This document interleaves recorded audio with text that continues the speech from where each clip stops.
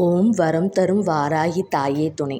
ஆடிப்பெருக்கான இன்று நீங்கள் உங்கள் வீட்டில் ஒரு பூஜை அறையில் ஒரு திருவிளக்கு பூஜை செய்யுங்க. அப்படி செய்வது உங்கள் வீட்டில் மகாலட்சுமி நிரந்தரமாக தங்குவதற்குரிய ஒரு எளிய வழிமுறை தான் இந்த திருவிளக்கு பூஜை.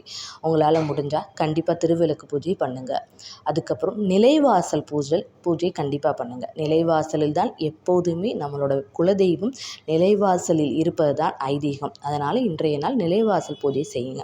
அதுக்கப்புறம் உங்களால் முடிஞ்ச தானம் பண்ணுங்கள். காகம், பசுவிற்கு, எறும்பிற்கு, இந்த மாதிரி இல்லைன்னா சாப்பாடு இல்லாதவங்களுக்கு, ஆதரவற்றவர்களுக்கு அன்னதானம் அளிங்க.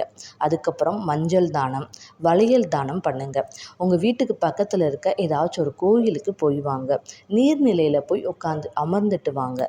இந்த மாதிரிலாம் பண்ணுறப்ப மனதிற்கு மன அமைதி கிடைக்கும். மன அமைதி கிடைத்தாலே போதும். நம்ம உடம்பும் சரி, வீடும் சரி, எப்பயுமே நிம்மதியாக இருக்கும். அதனால் இதை கண்டிப்பாக செய்து பாருங்கள். இது போன்ற எண்ணற்ற தகவல்களை தெரிந்து கொள்ள உங்களின் ஸ்டோரி ஸ்டுடியோ லக்ஷ்மியை சப்ஸ்கிரைப் பண்ணுங்கள்.